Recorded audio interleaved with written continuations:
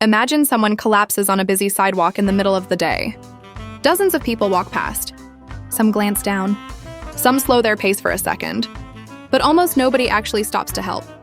Now imagine the exact same person collapses on an empty street, with only one other person nearby. That one person is far more likely to rush over immediately. The number of people around should make help more likely, not less. Yet in real life, it works almost exactly backwards. The more witnesses there are to someone in trouble, the less likely any single person is to actually step in. This is not because people have become cruel or heartless. It is because of something hidden inside.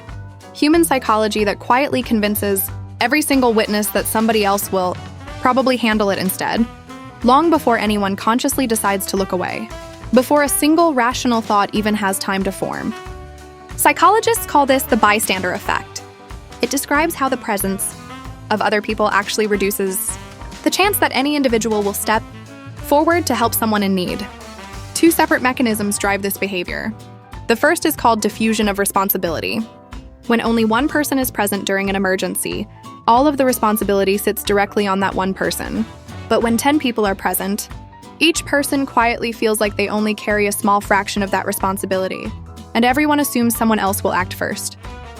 The second mechanism is called pluralistic ignorance. People glance around at everyone else to decide how serious a situation actually is, and if nobody else looks alarmed, each person assumes it must not be a real emergency after all, even while everyone secretly feels unsure underneath. Each person quietly taking their cue from a calm crowd that is actually just as confused as they are. Researchers first studied this pattern seriously after a shocking case in New York City, where a woman was attacked outside her apartment building while numerous neighbors reportedly heard the incident happen, yet very few of them called for help in time. The public was horrified, and psychologists set out to understand exactly why so many witnesses stayed silent. In carefully controlled experiments, participants were placed in a room and told they were having a conversation with other participants over an intercom. When one voice suddenly appeared to be having a medical emergency, participants who believed they were the only listener helped almost immediately. But participants who believed several other people were also listening took far longer to respond, and some never responded at all, even though they could hear everything happening in real time, proving that the size of the group mattered far more than the character of any individual person inside it. This is not just a phenomenon that happens with strangers on the street. It shows up in offices, classrooms, and even online.